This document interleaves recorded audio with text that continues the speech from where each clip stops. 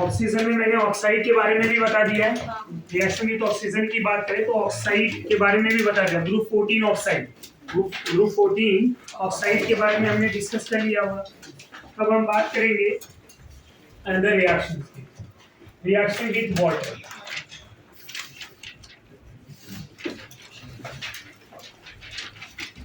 Reaction with water, reaction with water की बात करें तो सबसे पहला point carbon silicon germanium. Carbon silicon germanium ये वाटर से रिएक्ट नहीं करते। Carbon silicon germanium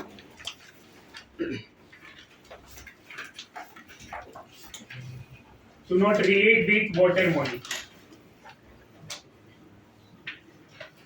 Water molecule. Second point, अगर मैं एसएन को वाटर के साथ रिएक्ट करा दूं बाय हीटिंग तो ये SnO2 बना लेता है और हाइड्रोजन गैस प्रोड्यूस करेगा। समझ में आया? तो यहाँ पे SnO2 बना रहा है, मतलब 2 मोल लेंगे वाटर का तो ये 2 हाइड्रोजन गैस मिल जाएगा। समझ में आया? तीसरा पॉइंट ये कि लेड जो है पीबी भी वाटर के साथ रिएक्ट नहीं करता है, क्योंकि जब पीबी वाटर के कांटेक्ट में आता है तो एक प्रोटेक्टिव ऑक्साइड का लेयर बनाता है। क्या बनाता है? Protective oxide layer, right? Protective oxide layer. Lead form protective oxide layer, ये प्रोटेक्टिव ऑक्साइड लेयर बनाता है। ये भी वाटर के कांटेक्ट में आके एक ऑक्साइड लेयर बना लेता है। तो रिएक्शन विद वाटर में पहला पॉइंट क्या है कि मतलब यहाँ पे अगर देखेंगे हम तो टीन जो है SnO2 बना रहा है वाटर के साथ, ये तीनों रिएक्ट नहीं कर रहे हैं। और पीबी की बात करें तो ये भी रिएक्ट नहीं करते क्योंकि ये एक लेयर ऑक्साइड बनाते हैं। क्या बनाते हैं? Layer oxide. नेक्स्ट रिएक्शंस की मैं बात करूं, reaction with halogen. Reaction with halogen, reaction with halogen में स्टूडेंट कार्बन एक ऐसा एलिमेंट है जो डायरेक्टली हैलोजन के साथ रिएक्ट नहीं करेगा। कार्बन एक ऐसा एलिमेंट है ग्रुप 14 का जो डायरेक्टली हैलोजन के साथ रिएक्ट नहीं करेगा। तो carbon do not react with halogen directly, right? Halogen के साथ डायरेक्टली रिएक्ट नहीं करता। इसका मतलब ये नहीं कि कार्बन हैलाइड का कंपाउंड नहीं बनाता, ये हैलोजन के साथ डायरेक्ट रिएक्ट नहीं करेगा। कार्बन का हैलाइड कंपाउंड बनता है, राइट?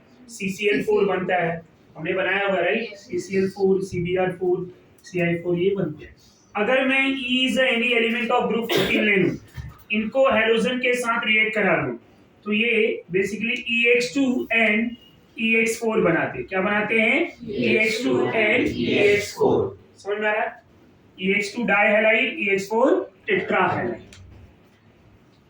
अब यहाँ पे अगर मैं डाइहैलाइड एंड टेट्राहैलाइड की बात करें तो टेट्राहैलाइड क्या क्या हो सकता है? टेट्राहैलाइड में CCl4 भी हो सकता है, right? Then SiCl4, GeCl4, SnCl4 and PbCl। ये जो Pb है वो टेट्राहैलाइड में लेस स्टेबल होता है। उसका रीजन क्या होता है? Pb टेट्राहैलाइड में लेस स्टेबल क्यों होते हैं? क्योंकि Pb का +2 oxidation state more stable than Pb+4। Pb+4 जो है लेस स्टेबल होता है due to inert pair effect, due to inert pair effect. तो Pb का जो टेट्राहैलाइड है, tetrahalide are less stable than dihalide. ये पॉइंट समझ में आ रहा है? नेक्स्ट पॉइंट की अगर मैं बात करूं यहीं पे, जर्मेनियम और टीन जो है, जर्मेनियम एंड टीन, इनके हैलाइड आयनिक कैरेक्टर के होते हैं। क्या होते हैं? आयनिक कैरेक्टर। और इनके हैलाइड कोवेलेंट कैरेक्टर के। कौन से कैरेक्टर होंगे? कोवेलेंट। और ये क्या होंगे? आयनिक।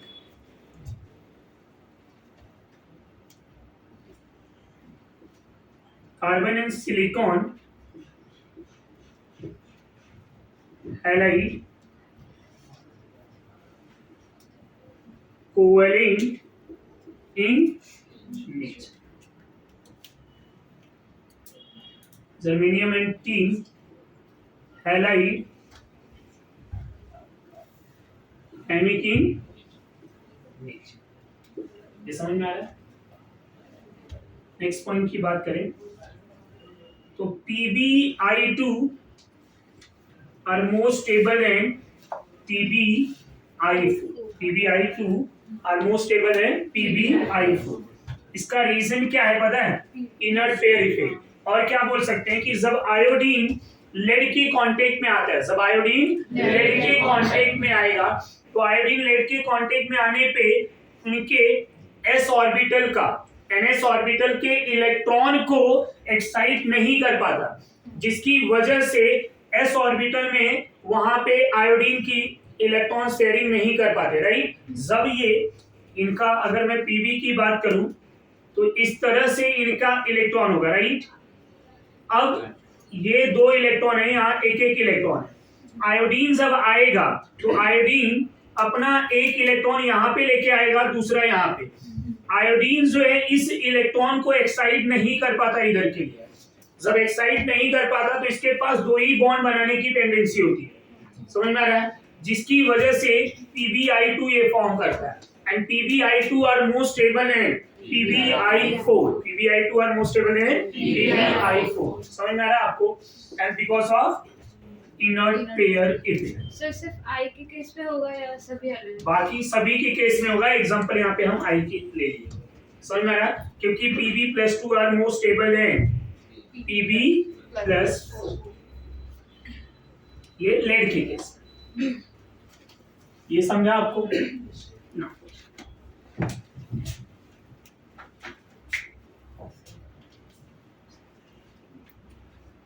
नेक्स्ट पॉइंट की बात करें तो CCl4 do not hydrolysis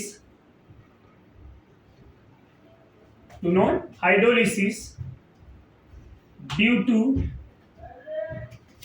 no vacant orbital। कोई वैकेंट ऑर्बिटल ना होने के रीजन से या हाइड्रोलिसिस नहीं होते। उसका मतलब क्या है? CCl4 एक नॉन पोलर मॉलिक्यूल है, नॉन पोलर है। वाटर जब आएगा यहाँ पे, अब नॉन पोलर है तो हाइड्रोजन बॉन्डिंग भी तो नहीं बनेंगे। अब जब बॉन्डिंग नहीं बनेंगे तो अब एकमात्र यहाँ पे चांसेस है कि ये लोन पेयर इस कार्बन को दिया जाए, राइट। बट यहाँ पे कोई वैकेंट ऑर्बिटल ही नहीं है। जब कोई वैकेंट ऑर्बिटल नहीं है तो क्या ये कार्बन और ये लोन पेयर बॉन्ड बना सकते हैं? नहीं। समझ में आ रहा है? तो यहाँ पे क्या हाइड्रोलिसिस होगा? नहीं होगा। रीजन क्या है? There are no vacant orbital. पर यहीं पे अगर मैं सिलिकॉन ले लूं,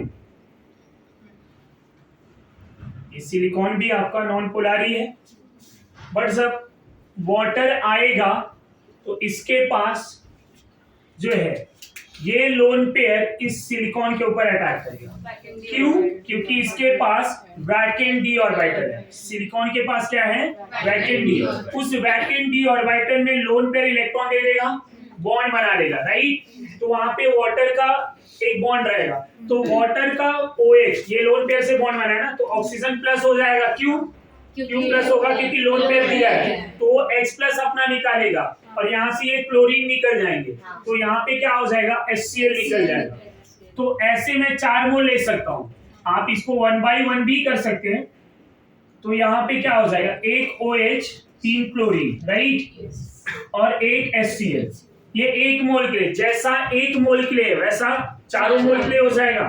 तो आप एक साथ यहाँ पे 3 मोल ले सकते हैं या यहाँ डायरेक्टली 4 मोल ले सकते हैं। ये मैंने इसलिए ऐसा लिया हुआ है आपको समझने के लिए, फर्स्ट टाइम 1 मोल लिया हुआ। अब ये जो 3 मोल लेंगे तो बाकी के 3 क्लोरीन यहां से क्या हो जाएंगे? रिप्लेस हो जाएंगे। सिमिलर कॉन्सेप्ट जैसे कि पहले हुआ, समझ में आ रहा है? और 3 HCl निकल गया। तो आप क्या बोल सकते हैं कि SiCl4 4 mole of water directly क्या मिलेगा? SiOH 4 टाइम, जिसको बोला क्या जाता है? Salicylic acid. सर ये SN1 है क्या? SN2 sorry SN1 It is a simple type of reaction. समझ में आ रहा है? यहाँ simple reaction है, कोई SN1 SN2 नहीं। अब ये जो मॉलिक्यूल है इसको क्या बोला हमने? Silicic acid. और ये हाइड्रोलिसिस क्यों हुआ? Because of vacant orbital. बाकी सारे हैलाइड के पास क्या है? वैकेंट ऑर्बिटल है। तो जितने भी हैलाइड हैं कार्बन को छोड़ के ये CCl4 को छोड़ दिया जाए, या बाकी के जो भी हाइड्रोलिस ये कार्बन टेट्रा हैलाइड होगा, not only CCl4, carbon tetra bromide, carbon tetra iodide, जितने भी हैं वो सब को छोड़ दिया जाए कार्बन वाले को, तो बाकी सारे के सारे क्या होंगे? हाइड्रोलिसिस होंगे। समझ में आ रहा है? CCl4 CbR4 CI4 हाइड्रोलिसिस होगा क्या? नहीं। रीजन क्या है? No vacant d orbital. बाकी में वैकेंट डी ऑर्बिटल होने की वजह से वो क्या हो जाएंगे? हाइड्रोलिसिस हो जाएंगे। ये पॉइंट क्लियर है? नेक्स्ट पॉइंट, नेक्स्ट जो है हम प्रॉपर्टी डिस्कस करेंगे, anomalous behavior of carbon. As I told you in a group 13, what is the meaning of anomalous behavior? Point to difference. Carbon अपनी ही ग्रुप के एलिमेंट के साथ थोड़ा डिफरेंट प्रॉपर्टी शो करता है। उसका रीजन क्या है? Why elements show the anomalous properties? As I told you, due to small in size, कोई भी एलिमेंट एनोमलस प्रॉपर्टी क्यों शो करता है? क्योंकि उसका साइज अगर कम है। दूसरा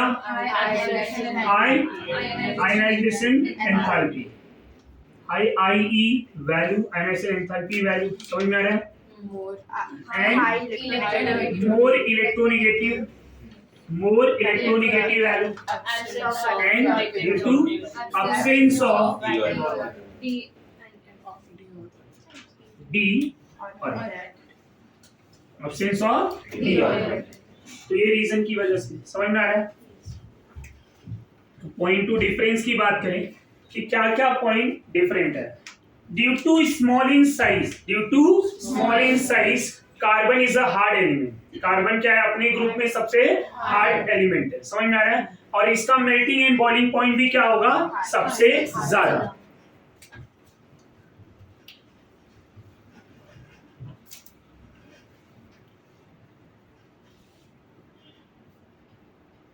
due to small in size carbon is hard element and high melting and boiling point.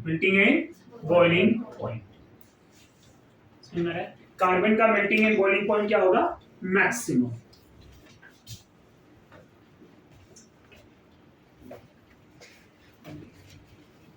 In carbon 1 s orbital and 3 p orbital, right? 3p orbital, एक s orbital होते हैं और 3 p orbital होते हैं, जिसकी वजह से कार्बन की मैक्सिमम कोवेलेंसी कितना होता है? अब इसके पास टोटल ऑर्बिटल कितने हुए? 4 orbital in a carbon, 1s orbital and 3p orbital. That means 4 orbital present in a carbon. Valence shell में कितने ऑर्बिटल प्रेजेंट है?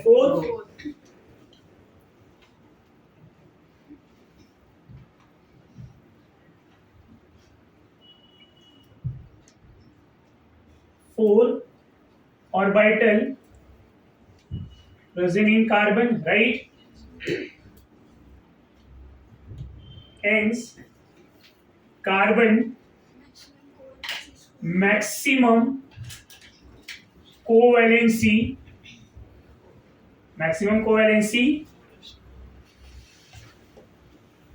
is 4, right? 4 होंगे। अब कार्बन की मैक्सिमम वैलेंसी अगर 4 है तो बाकी के कितने होंगे? Due to presence of d orbital in other element due to presence of d orbital in other element, maximum covalency is 6. कितना होगा? कार्बन में 4, अदर में 6. समझ में आ रहा है? कार्बन का अनदर नेचर क्या है कि कार्बन का साइज स्मॉल होने की वजह से और small in size more electronegative होने की वजह से कार्बन जो है पी पाई मल्टीपल बॉन्ड बनाता है. क्या बनाता है? P pi multiple bond. Other element का साइज मैक्सिमम होने की वजह से वो पी पाई मल्टीपल बॉन्ड नहीं बना पाते. समझ में आ रहा है? तो कार्बन जब पी पाई मल्टीपल बॉन्ड बनाएगा तो ये कार्बन के साथ भी बनाता है, नाइट्रोजन के साथ, ऑक्सीजन के साथ, सल्फर के साथ, इन सारे इलेक्ट्रोनेगेटिव एलिमेंट के साथ ये क्या बना लेता है? P pi multiple bond. Getting my point? And due to p pi multiple bond nature and इनकी जो है more electronegative and small size की वजह से कार्बन का जो कैटिनेशन प्रॉपर्टी है, catenation properties of carbon are maximum. पूरे अगर पीरियोडिक टेबल में बात करें तो सबसे ज्यादा कैटिनेशन प्रॉपर्टीज किसका होता है? कार्बन. समझ में आ रहा है? तो ये long form of the chain बनाते हैं as well as ring chain भी बनाते हैं. लॉन्ग फॉर्म भी बनाते हैं और रिंग चेन भी बनाते हैं. समझ में आ रहा है? तो कार्बन की मैक्सिमम कैटिनेशन प्रॉपर्टी होती है व्हाइल अदर एलिमेंट की कैटिनेशन प्रॉपर्टीज ग्रुप 14 में कम होते हैं. इवन लेड जो है कैटिनेशन प्रॉपर्टी भी शो नहीं करता. समझ में आ रहा है? तो उसका रीजन क्या है? Due to small in size and more electronegative carbon show the catenation properties and form p pi multiple bond. So due to small in size and more electronegative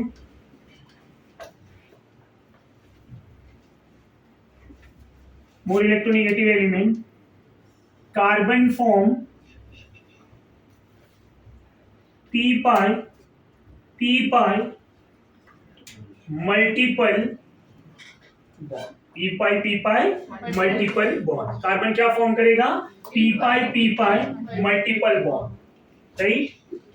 अब पी पाई मल्टीपल बॉन्ड की बात करें तो carbon double, carbon triple. समझ में आ रहा है? Carbon double bond sulphur, carbon double bond oxygen, carbon triple bond nitrogen. इस तरह से ये मल्टीपल बॉन्ड बनाते हैं. समझ में आ रहा है? in carbon shown maximum catenation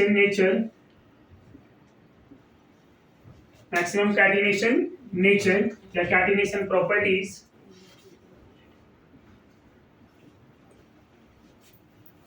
in his group element.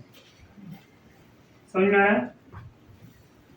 While other elements show the less tendency to catenation properties. समझ में आ रहा है? सबसे ज्यादा अगर कैटिनेशन प्रॉपर्टीज की बात करें तो कार्बन सबसे ज्यादा होगा.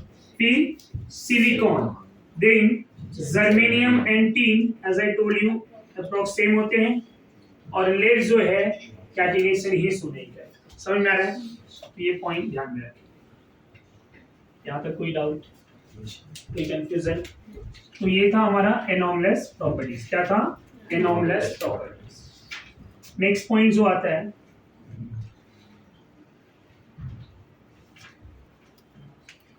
Allotropes of carbon. Allotropes of carbon. अब वही से मल्टीपल बॉन्ड बनाने और ये सब के रीजन से कार्बन जो है small size and multiple bond, carbon जो है एलोट्रॉपिक नेचर शो करते हैं. राइट. अब इनके एलोट्रॉप्स की बात करें अगर कार्बन के एलोट्रॉप्स तो कौन कौन से एलोट्रॉप्स होते हैं? Crystalline and amorphous. Crystalline and amorphous.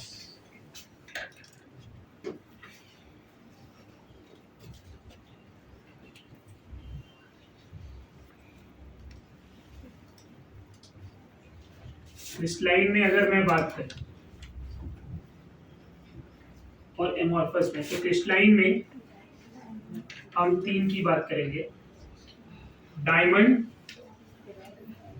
Graphite and fullerene.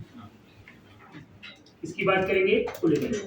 Amorphous में भी 2 बोल सकते हैं। अब एक होता है कोल, जिसको चारकोल बोलेंगे, दूसरा लैम्प ब्लैक। ये जो चारकोल है ये 2 टाइप का होता है। कौन कौन सा? वुड चारकोल और animal charcoal. Would charcoal and animal charcoal, समझ में आया? ये भी 2 टाइप के होते हैं। कौन? Charcoal, would charcoal and animal charcoal. Allotropes of carbon, carbon के एलोट्रॉप्स जिसमें ये 2 टाइप के होते हैं, one is a crystalline, other one is a amorphous. Crystalline form of the carbon is diamond, graphite and fullerene. Diamond, graphite and fullerene. Amorphous form of the carbon is charcoal and lamp black. Charcoal में 2 type के होते हैं, would charcoal and animal charcoal. समझ में आ रहा है?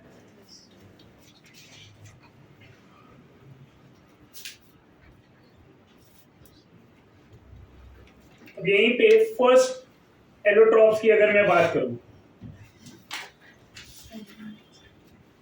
तो first one is a diamond. समझ में आ रहा है? अब डायमंड जो है पूरे अर्थ पे सबसे हार्डेस्ट सब्सटेंस माना जाता है। समझ में आ रहा है? One of the hardest substance on the earth. Earth पे सबसे हार्डेस्ट सब्सटेंस कौन है? डायमंड। इसका हार्डेस्ट होने का रीजन क्या है? ये जो डायमंड में कार्बन का स्ट्रक्चर होता है, ये 3 डायमेंशनल स्ट्रक्चर होते हैं। समझ में आ रहा है? 3 डायमेंशनल स्ट्रक्चर होते हैं।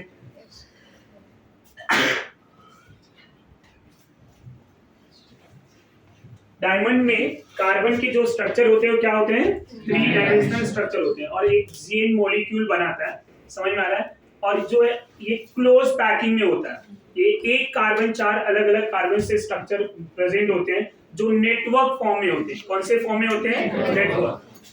जैसे कि अगर मैं यहाँ पे एक कार्बन ले लूं, तो ये कार्बन 4 और कार्बन से अटैच होंगे, टेट्राहेड्रल ज्योमेट्री में प्रेजेंट होंगे। समझ में आ रहा है? ये तो हमने ओपन फॉर्म बनाया, पर ये कार्बन क्या करेंगे? इस तरह से बाकी से अरेंज होंगे कि वो एक 6 मेंबर रिंग जैसा बनाएंगे। क्या बनाएंगे? 6 मेंबर रिंग। तो यहाँ पे तो मैंने एक ओपन फॉर्म बनाया हुआ है। अब ये इस तरह से अरेंज करा दिया जाए, मतलब each carbon attach with 4 other carbon. समझ में आ रहा है? तो इधर एक हो गए, हम लोग रिंग बनाने का ट्राई करेंगे। इधर एक हो गए, इधर 2, ऐसा 3, राइट? और अगर मैं प्रॉपर ऐसा 6 मेंबर बनाना चाहूं, ये ऐसा बन जाएगा। समझ में आ रहा है?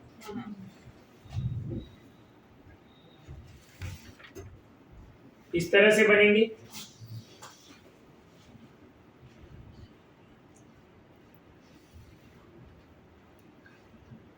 अगर इस बॉन्ड को ऐसे ओपन कर दिया जाए, समझ में आ रहा है?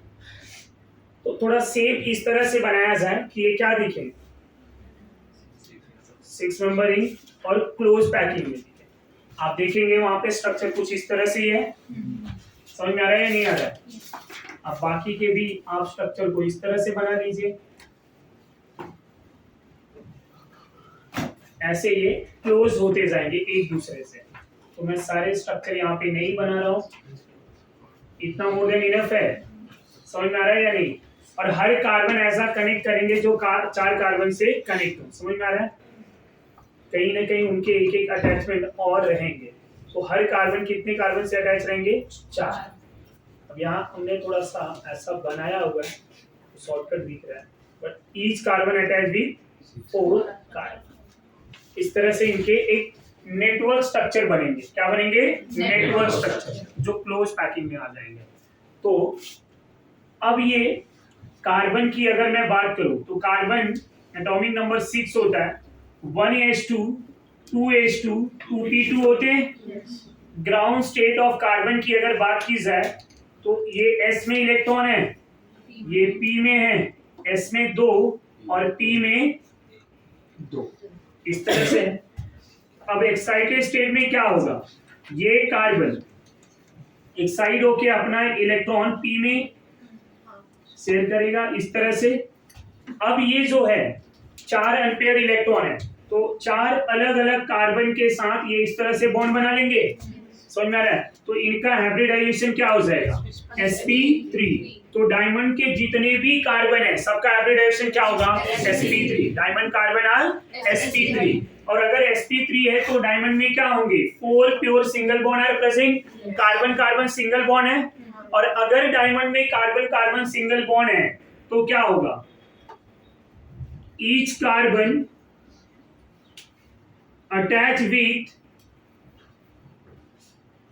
4 different carbon to form carbon carbon single bond.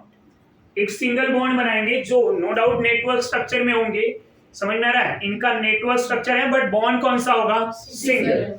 इसका प्रैक्टिकली वैल्यू हम इनके carbon carbon bond length value से भी देख सकते हैं। Carbon carbon bond length is equal to 154 picometer. कितना है, 154 पिकोमीटर। तो इनके डायमंड में कार्बन का जो बॉन्ड लेंथ दिया हुआ है वो 154 है, जो क्या इंडिकेट कर रहा है, प्योर सिंगल बॉन्ड। समझ में आ रहा है? There are no free electron present in a diamond, no free electron present in diamond. समझ में आ रहा है? कोई फ्री इलेक्ट्रॉन यहां दिख रहा है आपको, नहीं, सबके सब बॉन्डिंग में आ गए हैं। तो जब कोई भी फ्री इलेक्ट्रॉन नहीं है तो क्या डायमंड कंडक्टिंग नेचर शो करेगा, नहीं। No free electron present in a diamond, that's why non conductor. ये क्या हो जाएगा, नॉन कंडक्टर। क्या डायमंड कंडक्टिंग नेचर शो करेगा, नहीं।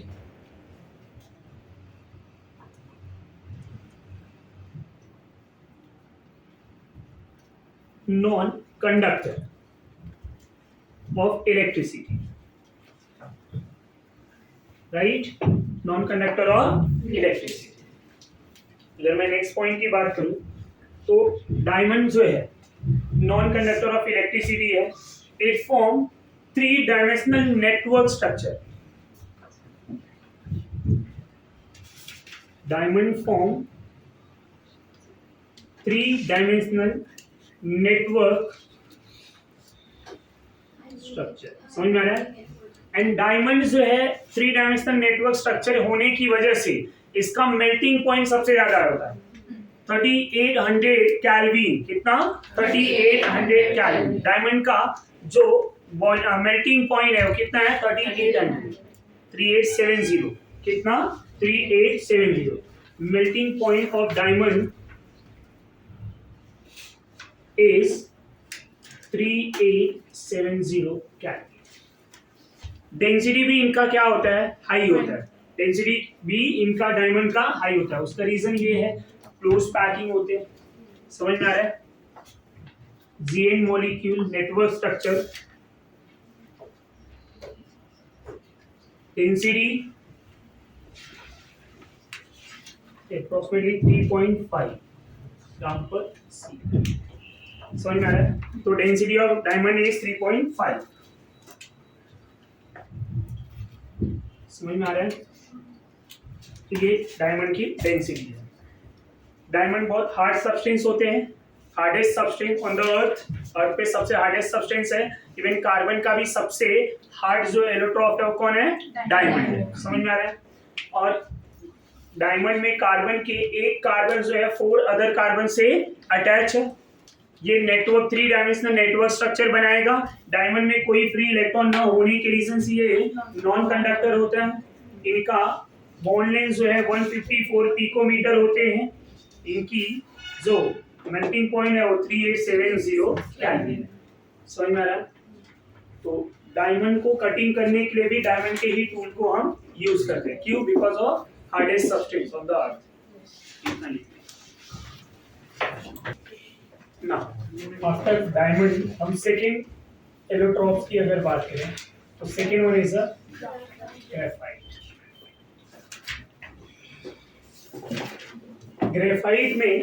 ग्रेफाइट में जो कार्बन है, graphite is allotropes of carbon, crystalline allotropes of carbon, right?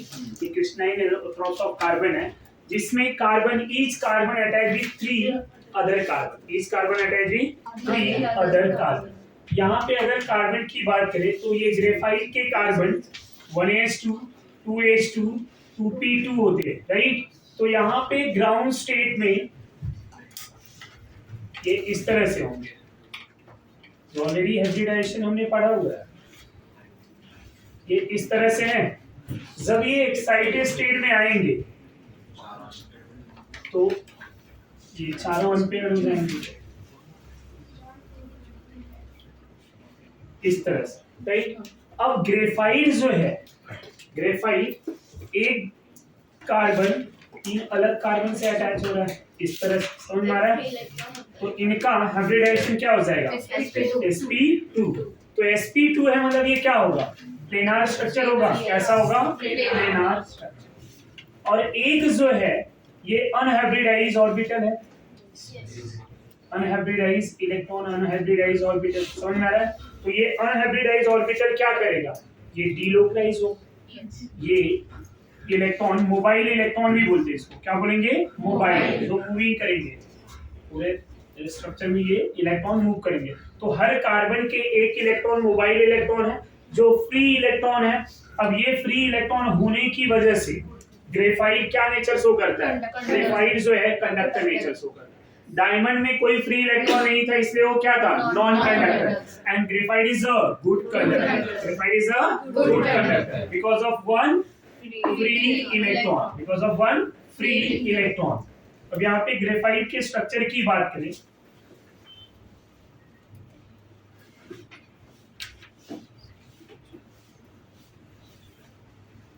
समझ में आ रहा है। तो each carbon attach with 3 other carbon, 3 other carbon, समझ में आ रहा है।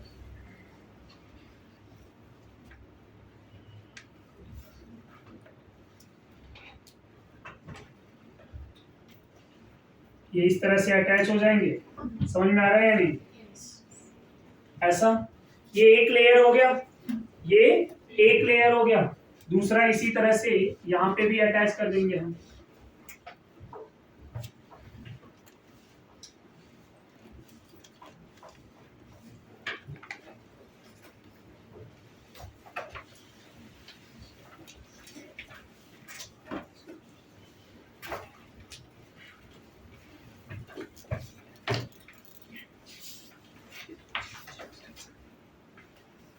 समझ में आ रहा है, इस तरह से हो जाएगा।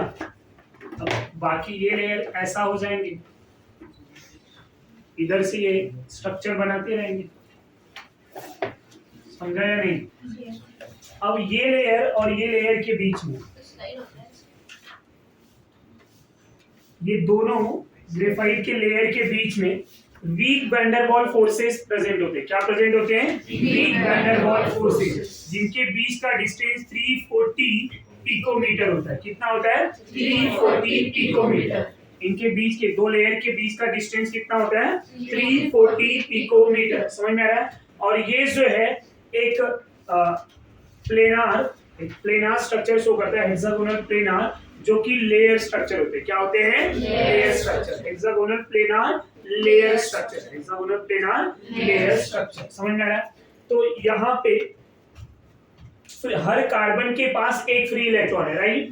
तो अलोंग द एक्सिस ये ग्रेफाइट के जो सीट है, समझ में आ रहा है, ये गुड कंडक्टर होते हैं। क्या होते हैं, गुड कंडक्टर, क्योंकि इनके पास एक जो है फ्री इलेक्ट्रॉन प्रेजेंट होता है।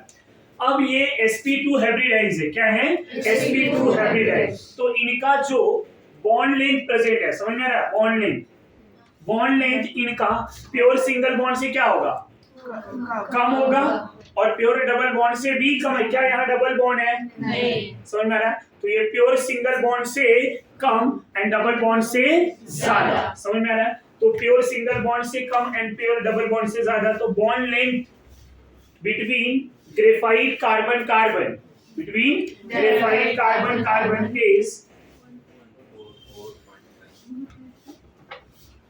bond length between 143 14.5 ना, the bond length between graphite carbon is 141.5 pico, ये वैल्यू ध्यान रखो कितना 140 और डायमंड में कितना था 154 क्योंकि प्योर सिंगल बॉन्ड था। ये प्योर सिंगल बॉन्ड है क्या? नहीं। तो इनके बीच का बॉन्ड लेंथ कितना हुआ 141.5 पिकोमीटर। ये लेयर जो दो लेयर के बीच में जो फोर्सेस है, बीच forces present van der Waals forces, weak van der Waals forces जो इजीली ब्रेक हो जाएंगे, जिसकी वजह से ये जो ग्रेफाइट है स्लिपरी स्ट्रक्चर होता है। क्या होता है? Soft and slippery, soft and slippery, जिसकी वजह से इसको कहां पे यूज करते हैं? As a lubricant. कहां पे यूज किया जाता है? As a lubricant. तो graphite are use as a lubricant because it is a soft and slippery in nature, soft and slippery in nature, and graphite are good conductor along the axis, along the axis। समझ में आ रहा है ये सारे point? ये point को हम लिख भी लेंगे। सर इसकी बॉन्ड लेंथ कम क्यों होती है? क्योंकि ये प्योर सिंगल बॉन्ड है नहीं, एक इलेक्ट्रॉन है जो इसमें डीलोकलाइज होगा। समझ में आ रहा है? ये इलेक्ट्रॉन मूविंग इलेक्ट्रॉन इसमें डीलोकलाइज हो रहा है, प्योर सिंगल बॉन्ड भी नहीं है, तो जिसकी वजह से इनका बॉन्ड लेंथ क्या हो जाता है? कम हो जाता है। समझ में आ रहा है ना? नेक्स्ट पॉइंट, तो यहां पे हम बोलेंगे due to free electron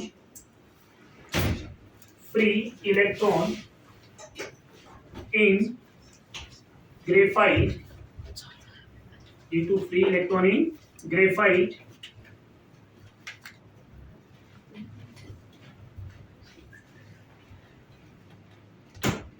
so the conducting nature,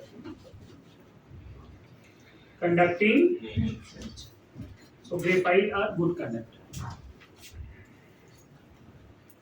next point अगर हम बात करें between two layer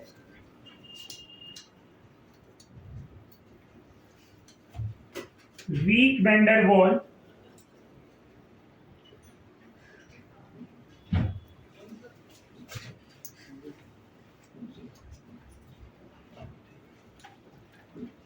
forces, weak van der Waal forces, double ही आता है ना? हाँ, van der Waal forces, right? And due to this it is soft and slippery, soft and slippery in nature। graphite are used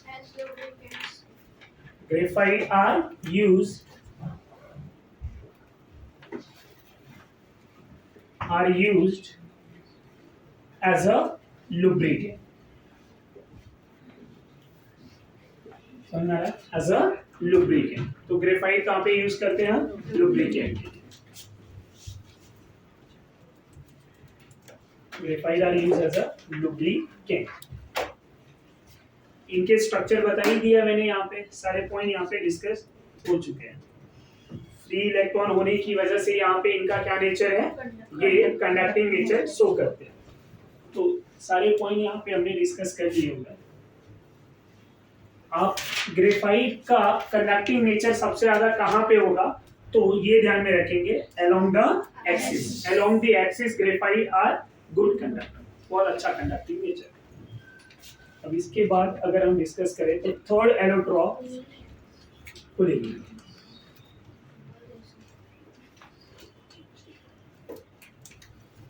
Fullerene is a modern allotrope of carbon which are discovered in 1985। कभी discover हुआ था? 1985। Fullerene को 1985 में discover किया गया था। कैसे? जभी ग्रेफाइट को इलेक्ट्रिक आर्क कराया गया, इलेक्ट्रिक आर्क, समझ में आ रहा है? In the presence of noble gases like helium, neon, argon, इनके प्रेजेंस में, हीलियम, नियॉन, आर्गन, इनके प्रेजेंस में, तो ये ग्रेफाइट जो है फुलरीन में कन्वर्ट हो जाता है। किसमें? Fullerene. which kind of fullerene? C60, C70 and C350 and other higher में C540, C590 ये सब भी बनते हैं जो ट्रासेस अमाउंट में मिलते हैं और लिटिल अमाउंट में। समझ में आ रहा है? इनमें सबसे मेन जो है और मेजर जो है वो C60 है। क्या है? C60। C60 is look like as a soccer ball। किसके जैसा दिखता है ये? समझ में आ रहा है? इन्हीं को हम बकमिनिस्टर फुलेरीन भी बोलते हैं। क्या बोलते हैं? बकमिनिस्टर फुलेरीन।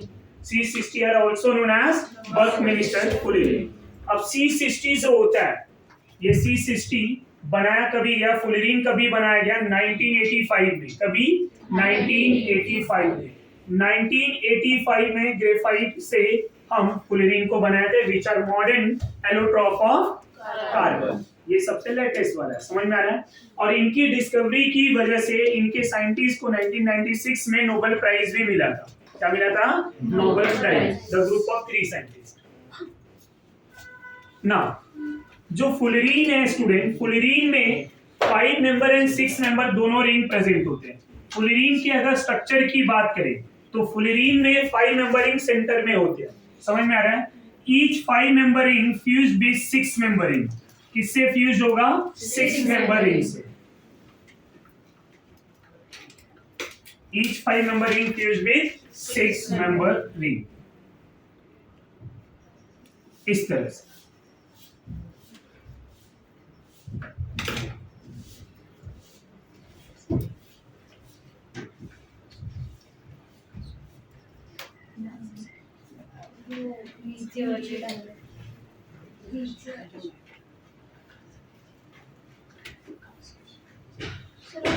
जो बनाई है ना, उसके आजू बाजू 6 नंबर बनाए।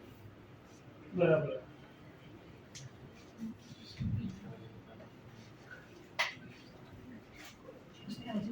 कैसे बनेंगे?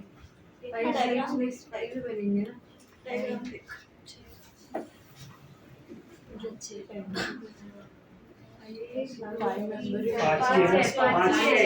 पांच साइड्स में 6 कैसे बनेंगे?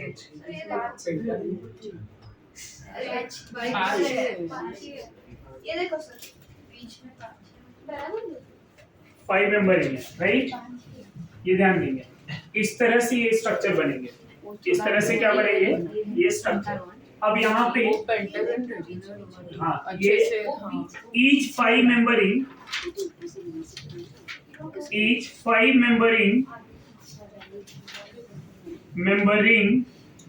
fused with 6 member ring। 6 member ring। Each 5 member ring fused with 6 member। आप यहाँ पे ऐसा भी बोल सकते हैं fused with 6 member ring only। ये खाली 6 member ring से ही fused होंगे। समझ में आ रहा है? But each 6 member ring, you can say 6 member ring fused with 5 and 6 both। 5 and 6 both। जितने भी 5 मेंबर रिंग बनेंगे वो सारे के सारे 6 से ही फ्यूज्ड होंगे। अब कितने 5 मेंबर रिंग और कितने 6 मेंबर रिंग होते हैं इन फुलेरीन C60?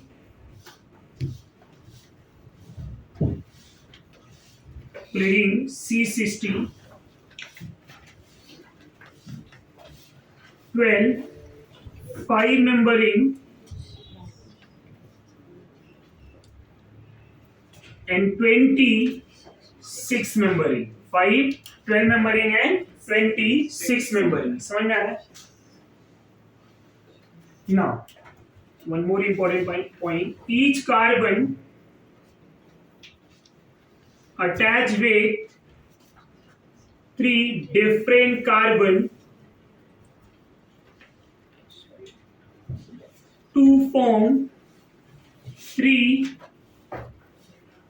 sigma covalent bond। 3 sigma covalent bond, right? अब 3 सिग्मा कोवेलेंट बॉन्ड बनाते हैं। हर कार्बन 3 कोवेलेंट बॉन्ड बनाता है और सिग्मा का। अब जो कार्बन के पास फोर्थ वाला इलेक्ट्रॉन होगा, वो फोर्थ वाला इलेक्ट्रॉन क्या करेगा? फोर्थ वाला इलेक्ट्रॉन पूरे रिंग में डीलोकलाइज होगा। अब ऐसे C60 है, 60 कार्बन है, राइट? तो हर कार्बन के पास एक क्या है? इलेक्ट्रॉन है, जो अनहाइब्रिडाइज इलेक्ट्रॉन है, समझ में आ रहा है? तो इलेक्ट्रॉन करेगा क्या? वो पूरे रिंग में डीलोकलाइज करेगा, और पूरे रिंग में डीलोकलाइज करने की वजह से ये जो फुलरीन का रिंग है वो क्या करेगा? वो एरोमेटिसिटी को मेंटेन करेगा। क्या करेगा? एरोमेटिसिटी को मेंटेन करेगा। फुलरीन में कोई भी अदर एलिमेंट नहीं है, हाइड्रोजन नहीं है, बट फिर भी फुलरीन क्या होता है? Aromatic in nature. Fullerene aromatic character show करता है, फुलरीन एरोमेटिक कैरेक्टर शो करता है, क्योंकि जो नेक्स्ट फोर्थ इलेक्ट्रॉन है, fourth electron delocalize inside the ring. पूरे रिंग में क्या होगा? डीलोकलाइज होगा, जिसकी वजह से फुलरीन क्या शो करता है? Aromatic character.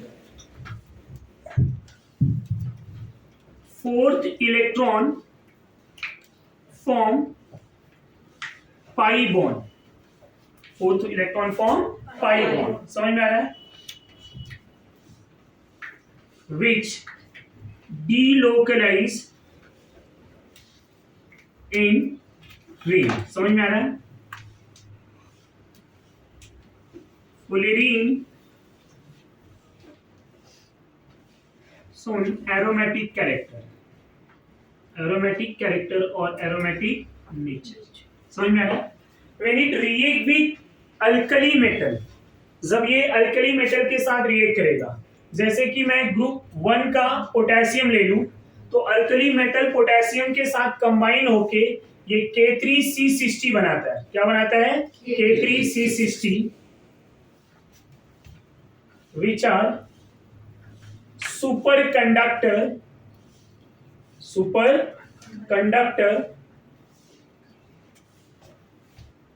at 18 Kelvin, 18 Kelvin। तो K3C60 which are superconductor at 18 Kelvin, ये अल्कली मेटल के साथ रिएक्ट करता है और उनमें पोटेशियम जो है K3C60 बनाता है। अगर तो K3C60 एक बहुत अच्छा कंडक्टर होता है, ये सुपर कंडक्टर है बहुत लो टेम्परेचर पे। 18 केल्विन मतलब very very low temperature, right? 18 kelvin पे ये क्या बिहेव कर रहा है? Act as a superconductor. क्या बिहेव कर रहा है? Superconductor. तो fullerene act as a superconductor at 18 kelvin when it form K3C60। जब ये K3C60 फॉर्म करेगा, और कब फॉर्म करेगा? जब ये एक्टिव मेटल ग्रुप 1 के साथ कंबाइन होगा। समझ में आ रहा है? यहाँ तक कोई डाउट? सुपर कंडक्टर एक नॉन कंडक्टर होता है, कंडक्टर होता है, फिर सुपर कंडक्टर होता है। समझ में आ रहा है? जो बहुत तेजी से कंडक्टिंग नेचर शो करता है। समझ में आ रहा है? एक नॉन कंडक्टर के बाद सेमी कंडक्टर भी आता है। समझ में आ रहा है? तो सुपर कंडक्टर बहुत जो है तेजी से कंडक्टिंग नेचर जो शो करते हैं, उनको हम बोलते हैं सुपर कंडक्टर। समझ में आ रहा है? यहाँ तक कोई डाउट है तो बोलो। Fullerene structure, fullerene is also known as a soccer ball. इनके स्ट्रक्चर को हम क्या बोलते हैं? Soccer ball.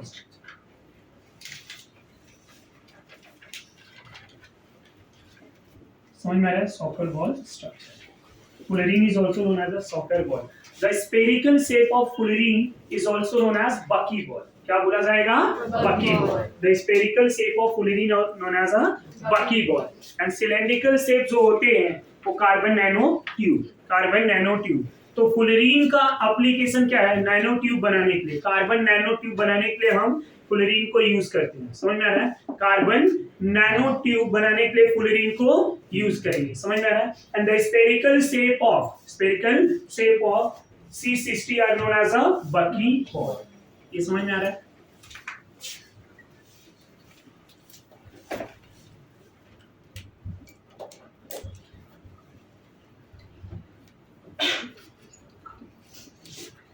Fullerene are known as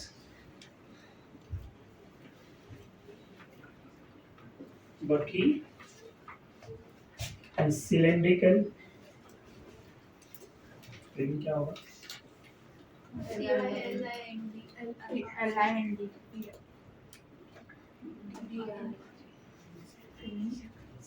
Cylindrical shape of fullerene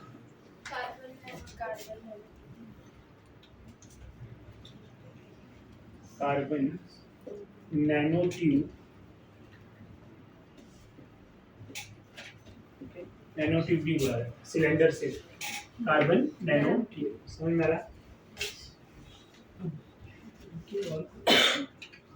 And fullerene is also known as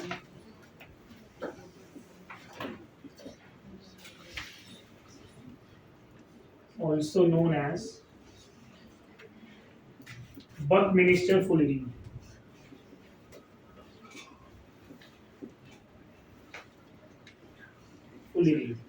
बकमिनिस्टर फुलरी, समझ में आ रहा है? इसी को क्या बोला जाता है? बकमिनिस्टर फुलरी, समझ में आ रहा है? ये फुलरीन एरोमेटिक कैरेक्टर होता है, इसमें 12 5 मेंबर 26 मेंबर, जो इनके एक फ्री इलेक्ट्रॉन है, फोर्थ वाला इलेक्ट्रॉन वो पाई बॉन्ड बना रहा है, जिसकी वजह से वो पूरे रिंग में डीलोकलाइज हो रहा है। कार्बन 60 है तो कितने पाई बॉन्ड बन जाएंगे, कितने पाई इलेक्ट्रॉन होंगे, तो समझ में आ रहा है? How many pi electron? 60। कितने पाई बॉन्ड? 60 30 60 पाई इलेक्ट्रॉन, समझ में आ रहा है? ये ध्यान में रखिए। तो फुलरीन जो है एरोमेटिक कैरेक्टर भी शो करता है। फुलरीन के और भी ट्रेसेस फॉर्म होते हैं, बट मेनली हम किसकी बात करेंगे? C60, समझ में आया? It is a modern allotrope of carbon which are discover at 1985 में ये डिस्कवर हुआ था, समझ में आ रहा है? तो ये मॉडर्न एलोट्रॉप ऑफ फुलरीन है। और जब फुलरीन को हम एक्टिव मेटल ग्रुप 1 के एलिमेंट के साथ रिएक्ट कराएंगे तो हमें क्या मिलेगा? K3C60 which act as a superconductor at 18 Kelvin. Spherical shape of fullerene are known as a buckle, and cylindrical shape of fullerene are known as a carbon nanotube. Fullerene are also known as a Buckminster fullerene, समझ में आ रहा है? और ये carbon nanotube के application के लिए भी हम फुलरीन को यूज करते हैं, समझ में आ रहा है? यहाँ तक कोई कंफ्यूजन, कोई डाउट? इतना गो थ्रू कर देंगे।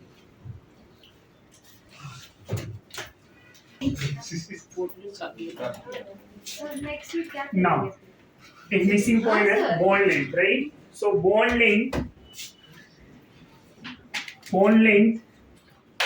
in fullerene is bond length of carbon in fullerene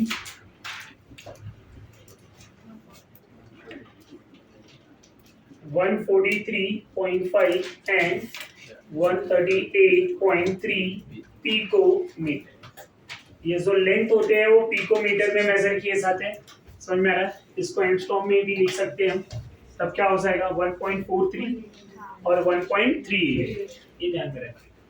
तो ये फुलरीन के कार्बन कार्बन का बॉन्ड लेंथ, समझ में आ रहा है? और तीनों के बॉन्ड लेंथ को भी हम एक बार अगर गो थ्रू करें तो डायमंड में कितना था? 154, ग्रेफाइट में 141.5, फुलरीन में 143.5 और 138.3, दोनों के इन बिटवीन, मतलब ये दोनों बॉन्ड लेंथ है, समझ में आ रहा है? ये भी और ये दोनों शो करते हैं। तो ग्रेफाइट 141, डायमंड का सबसे ज्यादा बॉन्ड लेंथ, डायमंड का सबसे ज्यादा, समझ में आ रहा है? और सबसे कम बात करें तो इसका 138.3 है। तो ये पॉइंट ध्यान में रखेंगे हम फुलरीन के लिए। तो यहाँ पे एलोट्रॉप्स हो गया, इसके बाद होगा compounds of carbon, we discuss.